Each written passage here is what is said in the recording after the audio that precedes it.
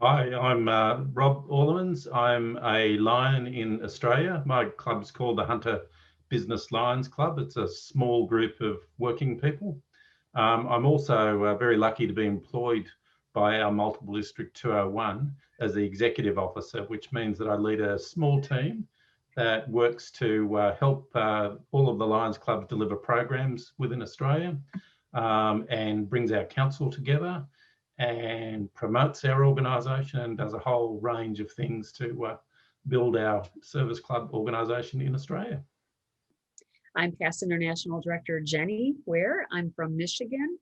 I'm a part of the Diversity Symposium working with Lions Jody and Lion Daniel, and just doing anything I can to help bring our, educate the world on lions and bring us closer together, which I just really appreciate. Even though this pandemic is not fun, at least we're able to do things like this, which has been really exciting. So thank you all for your time.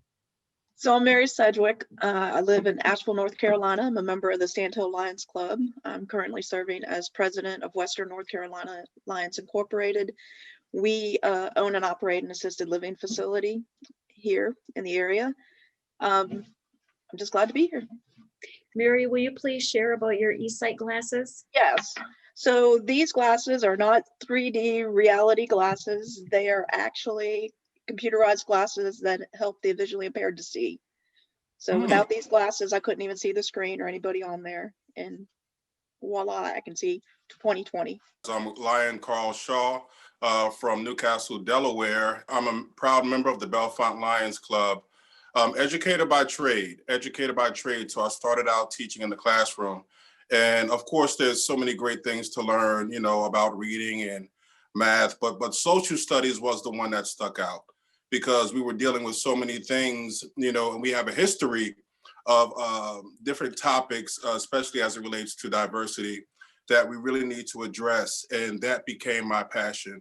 That became my focus. And I started to do workshops and just based on my own growth and how I saw, diversity in the world, really gave me an engine and a passion to really want to do this for a living. So that's what led me to what I do now, which is basically diversity training.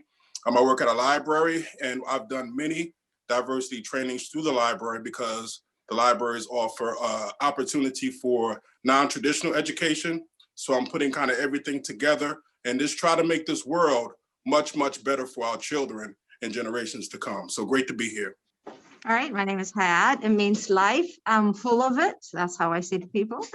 I'm high on life. I came to America when I was 15 years old. So I'm originally from Ethiopia. I was asked if I lived in a tree, if I came here to eat meat, if I drove here. So that was, and for me, all questions are, I don't see, it's just out of curiosity. I don't take anything personally in that sense. I think people are just curious. So for me, I welcome questions. And I about educating. I identify as when one of the most offensive question for me is, what are you? I answer as Homo sapien, in case they don't know what that means, human being. So that's one of the things that's strange about America. So I'm always, one of my favorite memory is in college. They were talking about Tar Baby and everybody looked at me. And I turned around, that was the first time that I looked like I guess there was nobody of color. I was like, I have no idea what you guys talking about. I'm not even from this country. So, but I am a Bellefonte Lions, and I am about educating people, community engagement, unity and service. When we serve together, that's when we come together versus telling each other to be different. Side by side, serving is, for me, is the key, how we can make an impact with people. So that's my goal, to serve with different people with different backgrounds to understand each other better. Well, thank you everyone for the wonderful presentations. And I just can't thank you enough for sharing your stories, your passion, compassion, and really opening your hearts to us.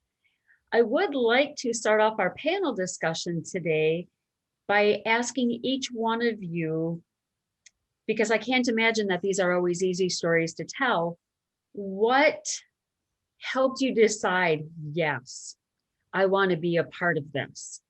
And if you don't mind, Lion Rob, I think I'll start with you. Well, in multiple district 201 in Australia and Papua New Guinea, we've really been thinking for a long time about how we can expand the values understanding of our organisation.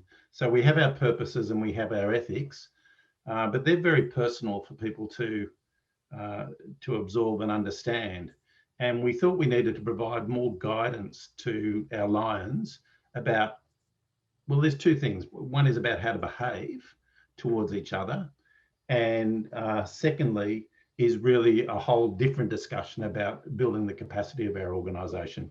So we learned through a whole range of means that one of the main reasons people leave our organisation is because of behaviour. It's conflict with each other, it's relationships, it's disputes.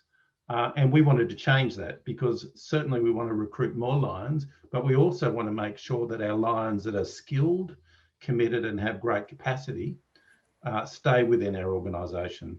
So our council, with the work of some pretty motivated individuals, started doing a couple of things. And one is we developed this code of conduct, which really broadens that discussion about ethics, because it says that in very simple terms, the ethics of the organisation are this, but how do you demonstrate those ethics? How do you take that ethic and in a real world demonstrate that? So it's about respect for each other. It's about listening to each other. It's very simple things, but behaviours that are really important about keeping the organisation together.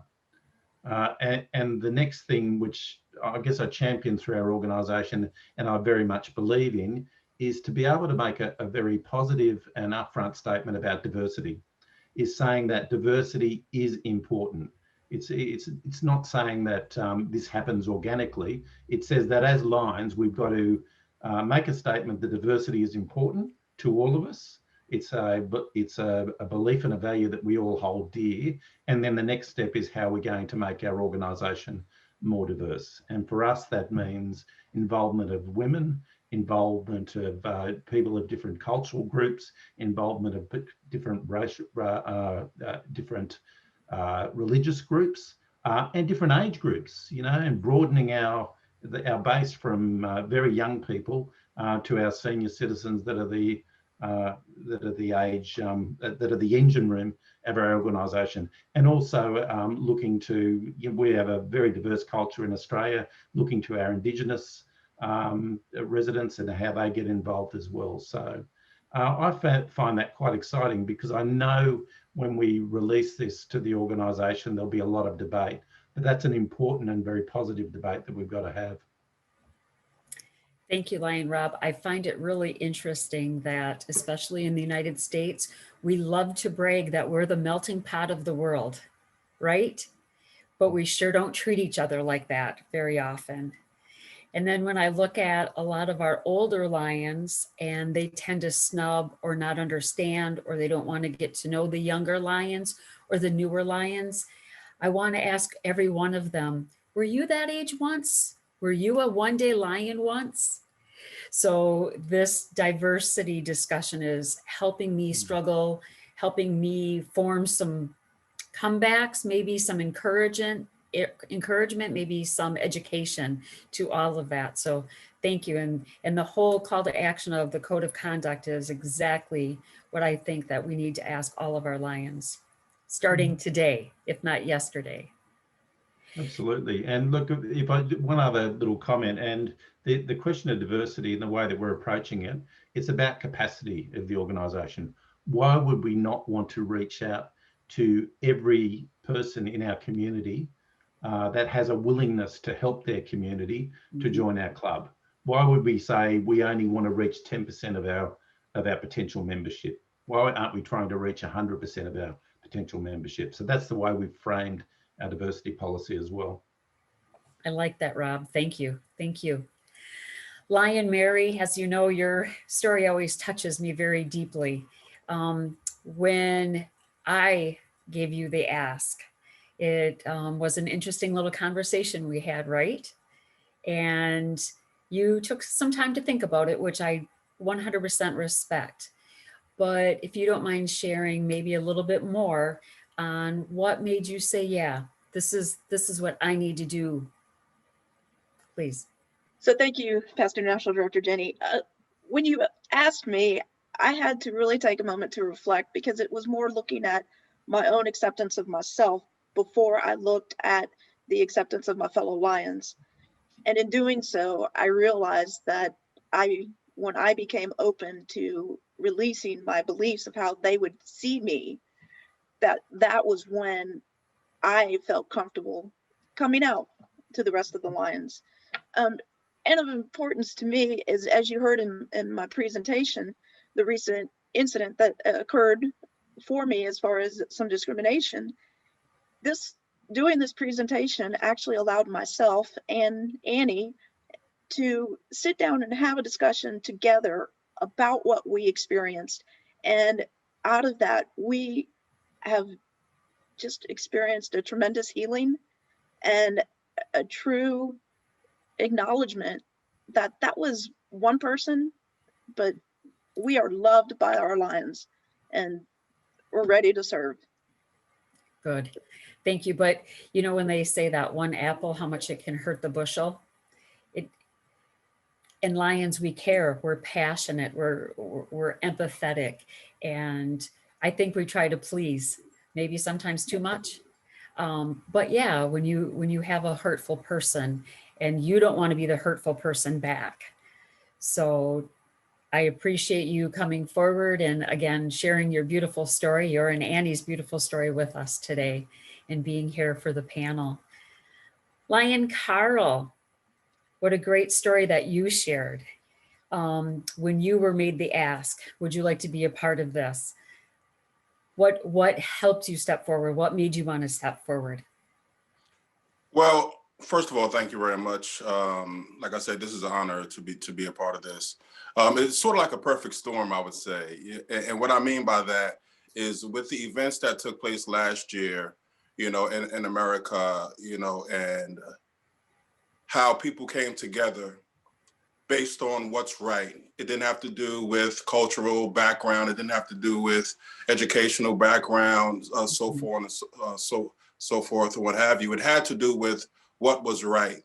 And my background as far as being in education and being in diversity training and having to witness that all last year.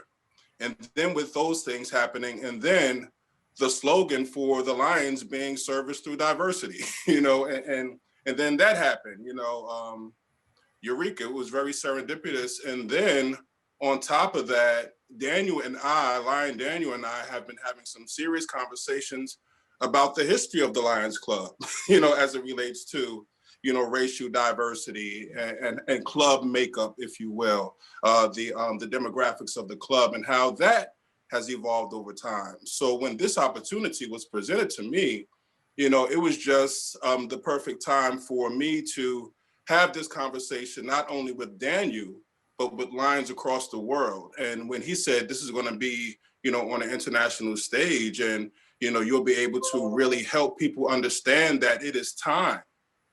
It is time for us to have the hard conversations. It's time for us to own up to some of the things that we have said about each other, the things that we have felt about each other, things that we have done to each other, and be okay with being uncomfortable, but being willing to make the changes for the betterment of all of us. We just had a program at the library, and it was a young African-American, well, not young, he was 90 years old. It was a 90-year-old African-American gentleman.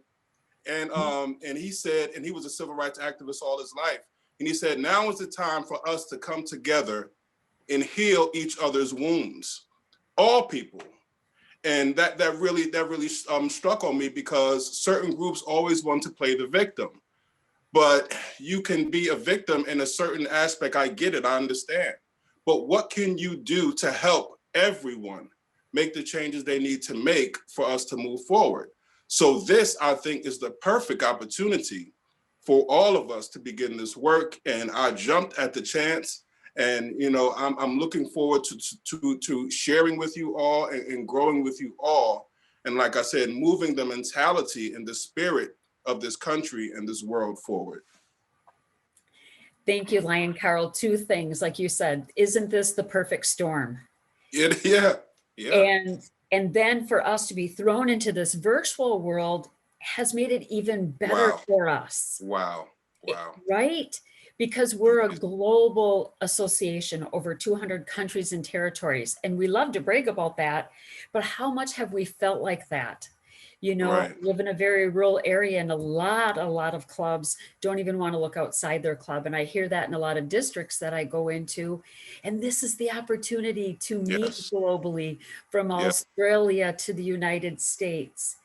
And what I really appreciate you saying, Lion Carl, is the uncomfortableness. Yes. You know, I feel uncomfortable having some of these discussions. I Yes. am afraid of disrespecting someone. Yes. And as you were making that comment, if I feel this way, I can only imagine how you feel. And I have goosebumps because Right. I'm so thankful for all of you stepping forward to say, I'm from one of these groups and let's be heard. And Yes. and I think that us being able to come out on this Lions Association platform where it is going to be heard globally and we are going to make a difference. So Lion Hyatt, thank you also for your beautiful story, for your beautiful smile, your energy.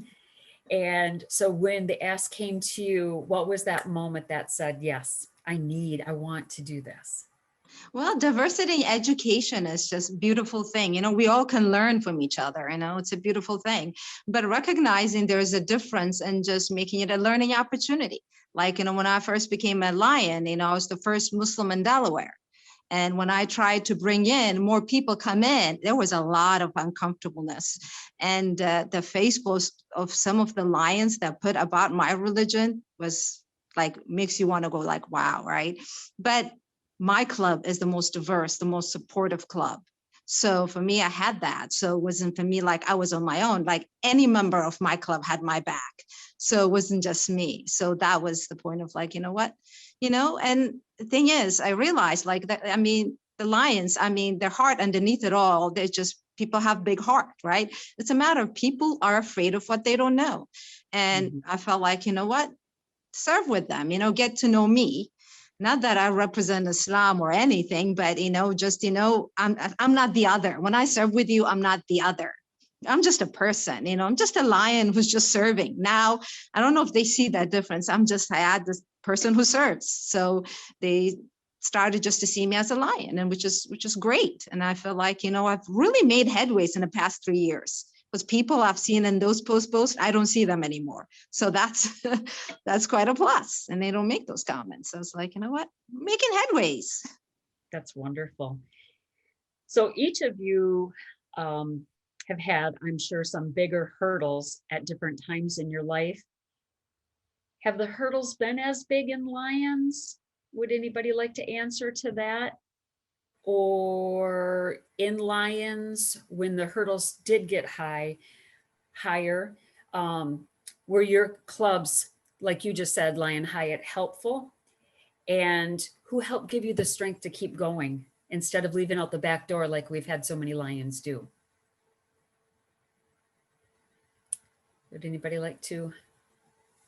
I'll jump in here because so I guess I'll jump in with the first statement that's very uncomfortable.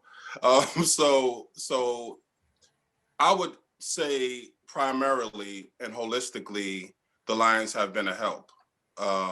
They have helped for it gave me a model of how it could work. It gave me an actual example of what could happen when people from diverse backgrounds, all backgrounds, get together for a purpose, like Hayat said, to serve. That's the bottom line. What can we do to serve each other?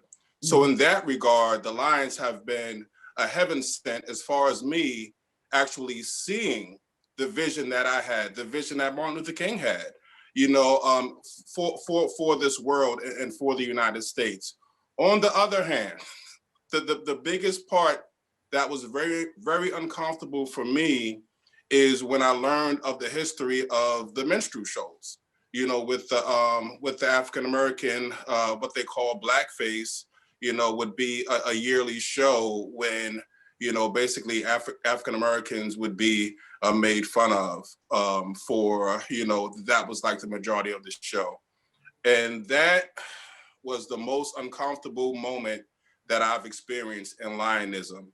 However, we didn't run from it. We didn't run from it. I faced it head on with Lion Daniel, because I had someone who Lion Daniel recruited, and they declined. And I know that person, so I said, "Why did you decline? You know, Daniel's invitation to join this great club, doing these wonderful things for the community." And they pointed that part out in Lion history. So that part was the most uncomfortable. But because, you know, this, like I said, this year is leading through diversity, and because, you know, we have leaders in this club that address that and don't run from it and are willing to reconcile and make the changes to move forward, it makes it so much easier. So I will say, holistically, the Lions actually have boosted my passion and supported my passion to continue to do this work. So I would say that the Lions have been a catalyst in moving this work forward holistically. Thank you, Lion Carl. And you want to talk about change being difficult. Yes. Sometimes we kind of get stuck on some of the smaller change, thinking that's the difficult, but having to change the whole kind of culture of a club. And I'm sure moving them into the 20th, if not the 21st century, getting some of those older Lions to say, but we've always done it this way. Yes. Doesn't mean it's always right. It's tough. It's tough. It's going to be a hard road, but it's necessary. Thank you. Thank you for your emotional strength and support and energy. Lion Rob, I'm very interested in the call to action. And can you just elaborate a little bit more on the growth of that, the acceptance of it, how maybe another example of how that has helped in a situation in Australia? And you're on mute, sir. My observation, and you know, I don't get around our 1,200 clubs, but there's less an issue of concern between existing members. It's about who we're not recruiting. Because we're an organisation by invitation only, we look in certain areas of very homogenous cultural groups within clubs. So it's not who they are recruiting and how they manage that, it's who they're not recruiting. And we saw that, you know, we're doing better with women in clubs, but we saw that even 10, 15 years ago. Why, when we have 51% women in our communities, do we only have at that point 25% women in our clubs, which we've now managed to grow. We have specialty clubs with different cultural groups that are very effective. We've got big Chinese Australian communities. We have Sri Lankan clubs and Indian clubs and those sorts of things. But we don't have a big Indigenous representation. And therefore, so we're looking at who we're not getting involved in the organisation. So to me, the litmus test, because when you talk about diversity, people bring up arguments and they say, well, how can our club, why do we have to have all of that? And the next club has to have all of that. Why do we have to be the same? And the test for me is that you don't have to be the same, but what you have to do is represent your community. So a club that's in the country where a lot of young people leave to go to education and or go to find work in the cities are going to have fewer young people in their organisation, but they're going to have some.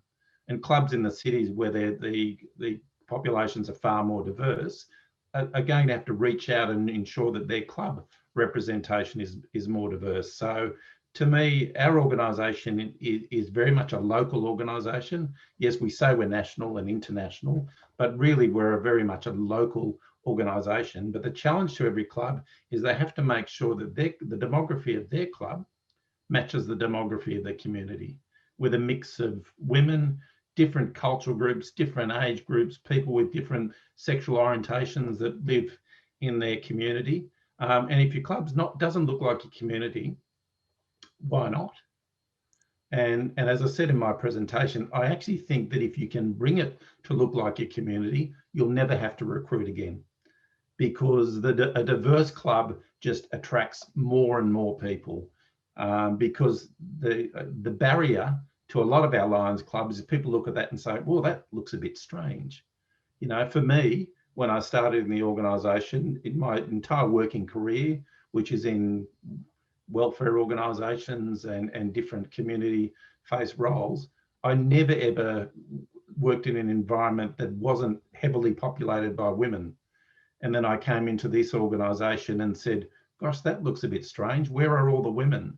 So, and it's the same with that diversity. So I think if our clubs look diverse, everyone's going to say, well, that just looks like that community group that I belong to, that volunteer group. So why don't I get involved? I think that's a potential opportunity. Thank you, Lion Rob. Well said, because as you know, a lot of people, when they're asked, the Lions, oh yeah, that all male, old male group, right? So hoping to shatter that image too will be great.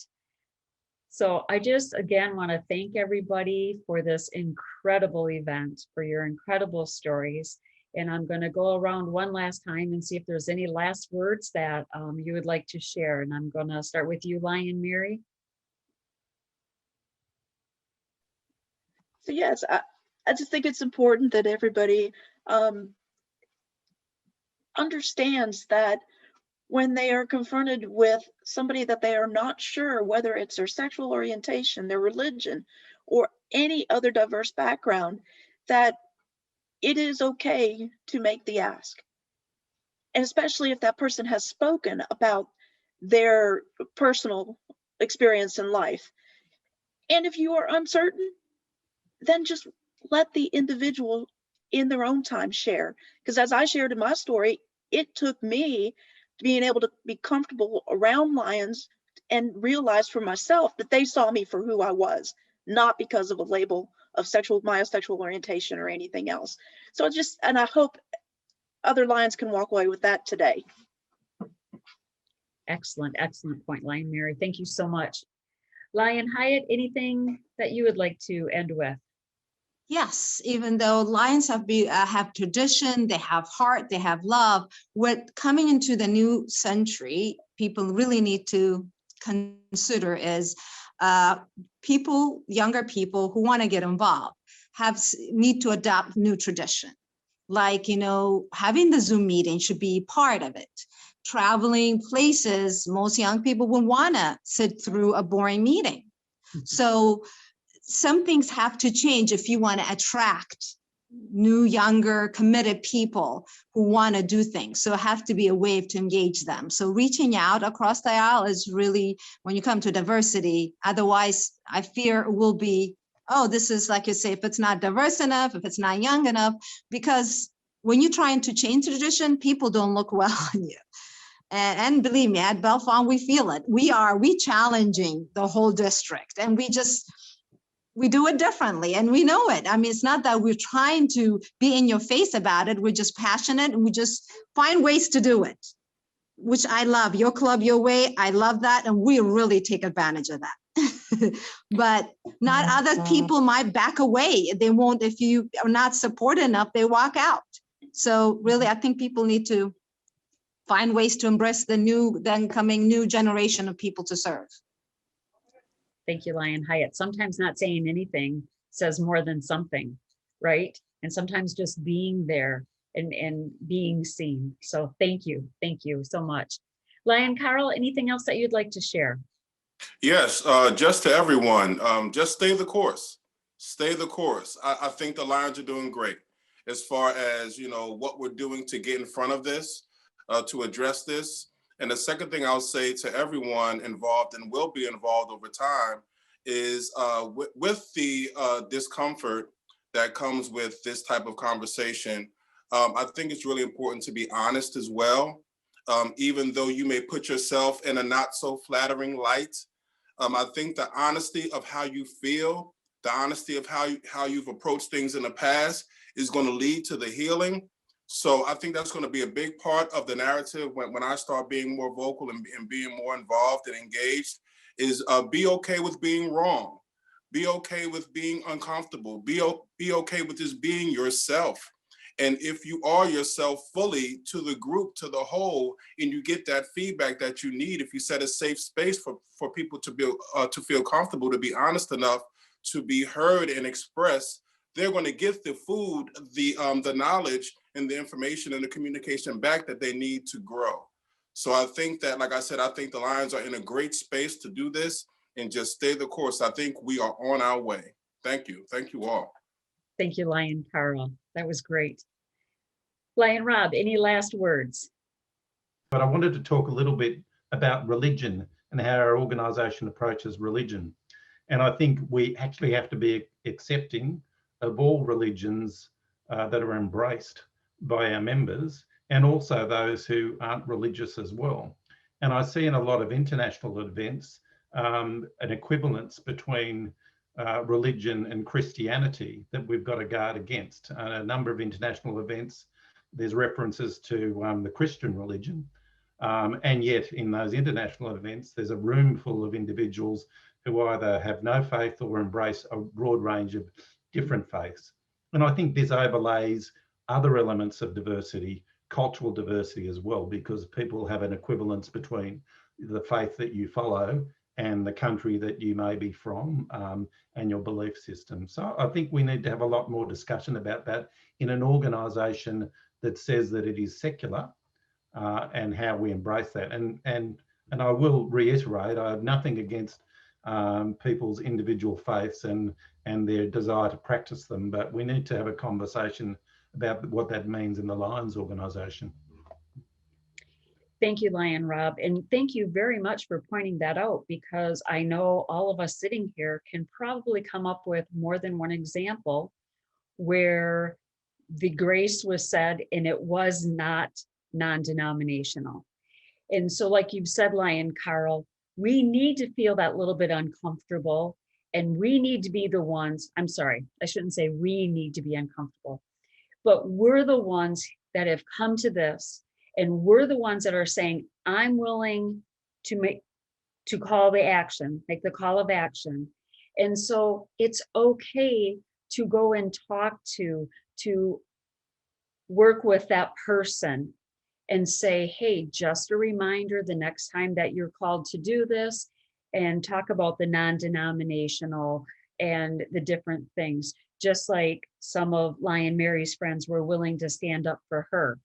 So I think that all of us today need to commit to the call of action, to be willing to have some of these uncomfortable conversations. That's how I'd like to state it, is that we need to be willing to have the uncomfortable conversation to keep everybody on track and to help us continue to grow. And I commend everyone, because we are breaking barriers. And again, I don't think we'd be able to make such an impact if it weren't for the pandemic and being able to do the Zoom meetings that we have and being able to meet like this. So again, I thank you all for your time, your stories, especially your stories from the heart. Those really mean a lot. And asking everybody to take on this call of action. And especially Lion Rob, thank you for working so diligently with the Lions of Australia. I'm looking forward to working more closely with the Lions that I work with and helping move the organization forward in our diversity. So I would like to ask all of our presenters today, a lot of our clubs live in very non-diverse areas. Do any of you have any suggestions on how they can go out and make the ask and include others into their clubs? I can go ahead. You can serve with them. See, Daniel and I, we struck up. We would serve together before the Lions. So I would come help him. And when he does his own in the community center, he comes help me with my community center, which is predominantly Muslim. So, and people saw that, then it would say, he comes help us, and then people come help him. So serving, going to them, just to serve with them is a first. So it's not even asking, how can I help you? Just, can I serve with you? What do you need, right? So that way it's just conversation of how can we help each other? Not that you're different, I'm different. I think that's the approach has worked in Bellefonte. You see a need, you go, you address, and that's how we have earned all of our partnership and became members, is through that, serving strictly. You ask what people matter to them and you help. Wow. Thank you, Lion Hyatt. I think Lion Carl looked like he wanted to say something. Yeah, I mean, you kept on saying, Jenny, about how fortunate we are, or we're seeing the silver lining through the pandemic with the use of Zoom. You said that, we could have, meetings with people all over the world. So this is the perfect time for people who have homogenous clubs to tap into other communities virtually. Maybe, I don't know, do some research of surrounding areas that may have some diverse communities that may be ripe, for new lions, and then make that initial connection via email or what have you, and test the waters. And once you understand, what the needs are to that community, and if there's some opportunity for partnership, then you bring in maybe one or two. And I would suggest that you bring in more than one person from that new community, so that that one person doesn't feel isolated. So, but now that we have this virtual that we're leading with our social endeavors and our business and organizational endeavors are virtual, take advantage of it and try to reach out to people virtually to diversify clubs. Excellent. Thanks, Lion Carl. Anybody else want to have any ending comment on that? Well, yeah, Lion Jenny, I would just like to say that I believe it's important that we don't try to, how do I want to say this, put somebody in a box and to identify them as anything in particular other than another human being wanting to serve beside us. I think that is the bottom line. And as long as we as Lions are willing to do that, we are going to make great strides. And don't be afraid to make the ask. If you're working with somebody, if you're serving with somebody, don't be afraid to make the ask, because they have the heart of a lion. Lion Carl? Yeah, can I add one more thing? Even though we're striving for diversity and we're making the positive steps towards like really, making it intentional, to be diverse and a diverse group. If you are in a homogenous community, I think that's okay too. As a person, of an ethnic background, so to speak, I'm okay with if you live in an environment where there's mostly, European-based citizens and European-based organizations, that's what your club's going to look like. But as long as that club is going to, be maybe possibly trained in diversity, so that when they interact with other clubs that may not be so homogenous, they're okay. They're comfortable and they're willing to embrace that club as well. But hey, if that's your club, that's your club. But just be educated on how we're all lions and we're all people. Excellent point, Carl. Thank you. Lion Rob. Yeah, thank you. And I'd just like to echo what Carl was saying. And it was we looked at this issue in terms of gender-based clubs, women's clubs and men's clubs. And our discussion was there's no real problem with having single gender clubs, provided that people in your community still have the opportunity to join. So if you're in a city community where there's a Lions club, 4 or 5 blocks away, and one of them is a men's club and one of them is a women's club, there's no problem. The problem exists, for example, in our rural communities where there's only one Lions club. And that club can't be a single gender club, because we've actually had instances where a young man has joined one of those clubs and his partner wanted to join, and they've said, oh no, the partner can join this other club next door. Well, and next door in the country, that's an 1.5 hours drive away. So what we've got to think about is providing the opportunity for all members of our community to participate. And if an homogenous club is preventing that, then we need to think about how we can fix that problem. one of the other things that just popped into my head quickly whilst as some of the Lions were speaking as well was maybe in terms of diversity, we need to think about a job statement or a position description for a Lion, and for our clubs to sit down and say, what do we want for our Lions? Because when we go out and recruit, you know, we're all human beings. We all look through the lens of our own experience and say, well, let's write a job description. You know, what capacity we want you to be intelligent, we want you to be committed.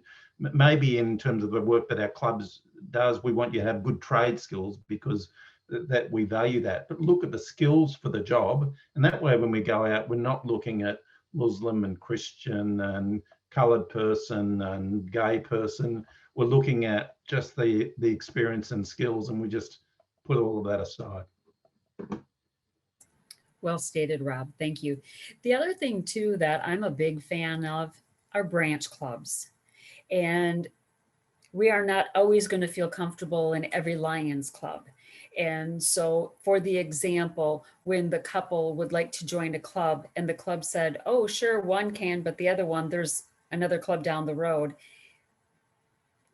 Look at starting a branch club. You only need 5 to have a branch club, and then someday, and when you do get that 20th member, then you can have your own charter night, and it can be, again, your club, your way.